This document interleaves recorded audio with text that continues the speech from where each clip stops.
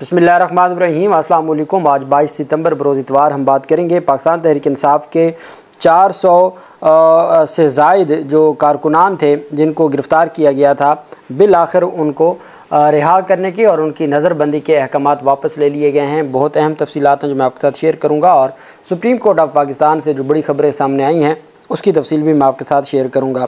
सबसे पहले मैं आपको बताता चलूँ कि नैब की जानिब से कलामिया जारी किया गया है। नैब और खैबर पख्तूनख्वा हुकूमत की जानिब से एक केस था जो BRT मनसूबा था, उसके हवाले से ये कहा गया है कि 25 सालों में सबसे बड़ी जो कौमी ख़जाने को पैसा बचाया है नैब ने और KP हुकूमत ने, उसकी तफसील दी गई है।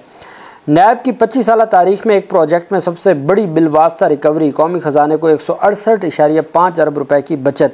नैब खैबर पख्तूनख्वा ने इंटरनेशनल कोर्ट ऑफ आर्बिट्रेशन से कॉन्ट्रैक्टर्स का 31.5 अरब रुपए का दावा खारिज करवा दिया। नैब ने साल 2018 में BRT पेशावर के कंट्रैक्ट को गैर कानूनी तरीके से अवार्ड करने, सरकारी फंड्स में खुर्द-बुर्द, जाली परफॉर्मेंस गारंटियों के इल्ज़ामात की बिना पर इंक्वायरी शुरू की। कई साल तक ये इंक्वायरी सुस्त रवि का शिकार रही। ताम नैब खैबर पख्तूनख्वा की जो क़यादत ने इस पर संजीदगी से काम शुरू किया और इसकी नौयत की बड़ी तहकीकात को पाया तकमील तक पहुँचाया और कौम के 168 अरब रुपये बचाए। और इस पूरे अमल के दौरान सूबाई इंतज़ामिया, सूबाई काबीना, PDA ने नहायत मुस्बत किरदार अदा किया और इसे मुमकिन बनाने में मुकम्मल ताउन किया। पाकिस्तान तहरीक इंसाफ की हुकूमत का कहा कि उन्होंने एक मुस्बत किरदार अदा किया है और ये जो रिकवरी हुई है या जो कौमी ख़जाने का 168.5 अरब रुपए बचा है, तो उसमें खैबर पख्तूनख्वा हुकूमत का भी किरदार है। नैब ने कहा कि जी पेशावर BIT के सिविल वर्क्स के 6 कॉन्ट्रैक्ट, जिनमें 3 कॉन्ट्रैक्ट रोड के जो कि और 3 कॉन्ट्रैक्ट बिल्डिंग के थे, और उसमें उन्होंने कहा जी कि हमने गैर मुल्की कंपनियों ने दोबारा असल मुआहदे किए जिसके मुताबिक असल काम पाकिस्तानी कंपनियों ने करना था, जबकि गैर मुल्की कंपनियों ने अपना और मालियाती इस्तेदा इस्तेमाल करने की इजाज़त का मुआवजा टेंडर्स की कुल मालियत का 2% रखा। और इस तरीके से वो कहते हैं जी कि ये मामला गया इंटरनेशनल कोर्ट ऑफ जस्टिस में और पेशावर डेवलपमेंट अथॉरिटी के रिकॉर्ड के मुताबिक कॉन्ट्रैक्टर्स के 11.653 अरब रुपये मुख्तलिफ मद्दात में वाजिब अदा थे। इसके अलावा कॉन्ट्रैक्टर्स तामीराती काम की लागत में इजाफ़ा और काम की नौयत में इजाफ़ा किया जा रहा था। नैब ने इन तहकीकात के दौरान तमाम मुतल्लिका अफराद के नाम ECL में डलवाए, बल्कि एक फर्म के मालिक के रेड वारंट जारी करवाए। इंटरपोल के ज़रिए उन्हें वापस लाने पर भी काम किया। नैब की तरफ से तमाम जो अक़दामात हैं KP हुकूमत, उसमें साथ मुस्बत किरदार अदा किया। नैब खैबर पख्तूनख्वा कंट्रैक्टर्स और जो कॉन्ट्रैक्टर्स हैं और PDA के दरमियान मामले पर मुज़ाकरात को ना सिर्फ सपोर्ट किया बल्कि इस पूरे अमल की निगरानी की और हर मुमकिन सहूलत की। PDA और कॉन्ट्रैक्टर्स के दरमियान जो पेशावर डेवलपमेंट अथॉरिटी है, PDA और कॉन्ट्रैक्टर्स के दरमियान सितंबर के पहले हफ्ते में इस मुआहदे पर दस्तखत करने के बाद उनके नुमाइंदों ने एहतसाब अदालत पेशावर में भी अपना बयान रिकॉर्ड करवाया और मज़कूरा मुआहदा जमा करवाया।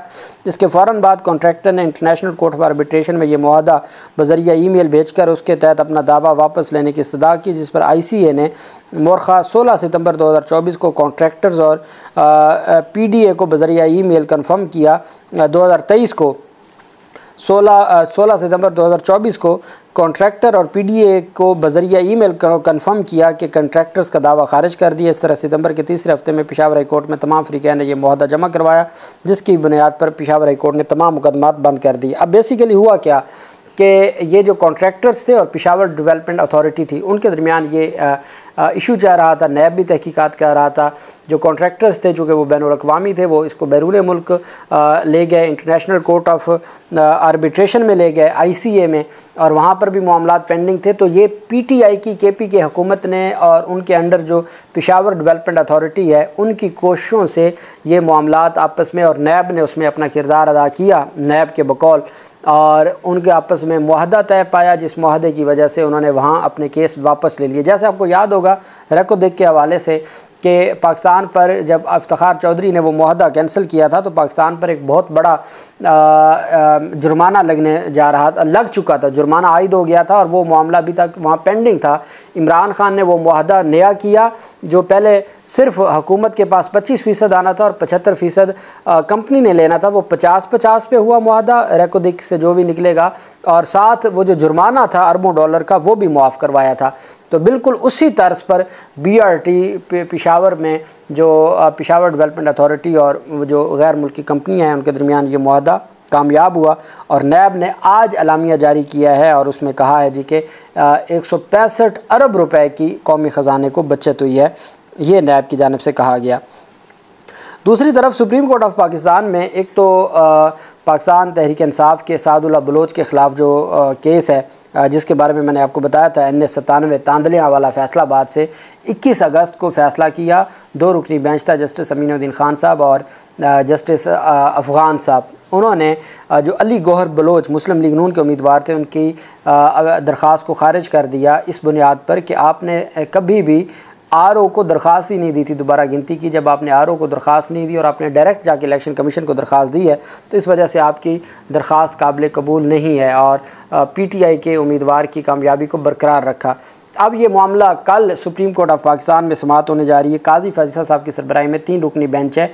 21 अगस्त का फ़ैसला है, 25 अगस्त को तफसीली तहरीरी हुक्मनामा आया और 24 सितंबर को रिव्यू फ़ाइल होने के बाद समाअत के लिए मुकर्रर हो गया और कल समाअत होगी। और उसके ऊपर अब 1 माह के अंदर अब जब इतनी तेज़ी के साथ रिव्यू फ़ाइल हुआ, समाअत के लिए मुकर्रर हुआ, तो आपको नज़र आ सकता है कि किस तरीके से जो सीटें हैं वो मैनेज होंगी। लेकिन अहम चीज़ ये है कि पाकिस्तान तहरीक इंसाफ की जानिब से बलूचिस्तान असम्बली के हल्का PB 27 केच से, जो बलूचिस्तान असम्बली का हल्का PB केच है 27, बलूचिस्तान का सूबाई हल्का 27 केच, उससे मुतल्लिक़ इलेक्शन ट्राइब्यूनल का फ़ैसला सुप्रीम कोर्ट में चैलेंज कर दिया गया है। दरख्वास्त गुजार ने मौक़िफ़ अख्तियार किया है कि 8 फरवरी को रिटर्निंग अफसर को फार्म 45 और दोबारा गिनती की दरख्वास्त दी, लेकिन रिटर्निंग अफसर ने फार्म 45 फराहम किए, ना दोबारा गिनती करवाई।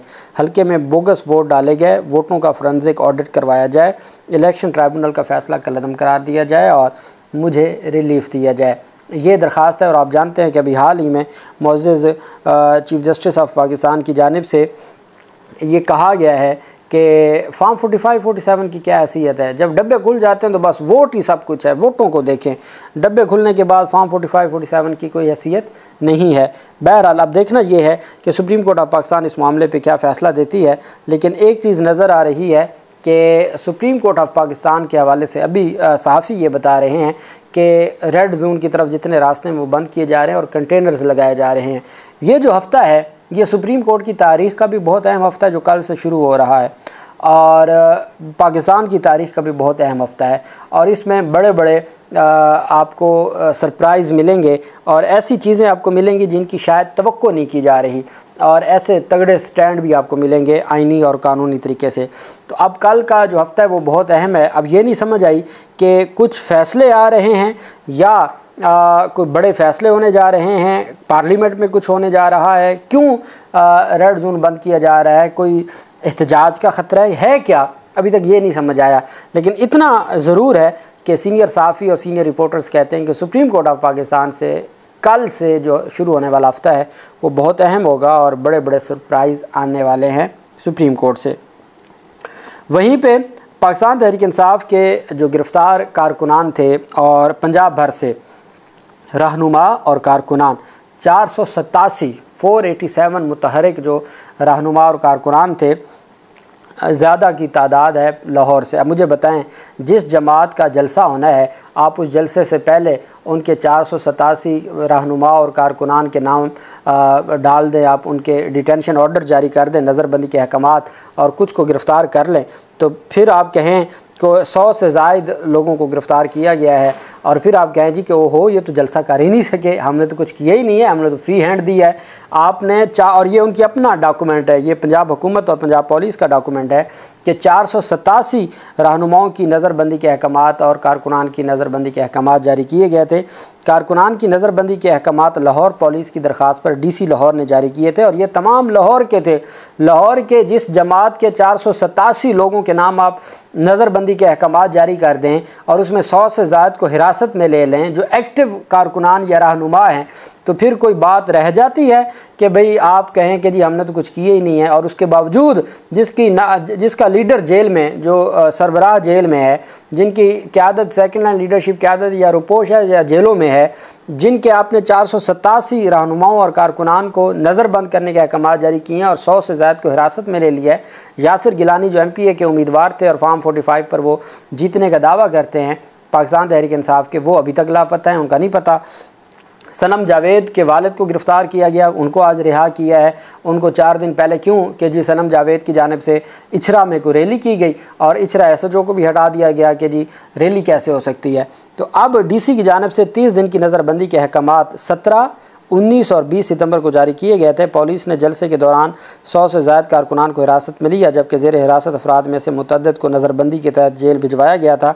नज़रबंदी के अहकामात वापस ले लिए गए हैं चूँकि इन तमाम की दरख्वास्तें हाई कोर्ट्स में पहुँच चुकी थी। तो मकसद तो जलसा था, जलसा गुजर गया, तो वो जो 30 दिन के नज़रबंदी के अहकामात थे वो वापस ले लिए गए हैं और तमाम कारकुनान को रिहा करने के अहकामात जारी हो गए हैं। पाकिस्तान तहरीक इंसाफ के लिए ये एक अच्छी खबर है। अल्लाह पाक पाकिस्तान का हामी व नासिर हो। बहुत शुक्रिया। अल्लाह हाफिज़। पाकिस्तान जिंदाबाद।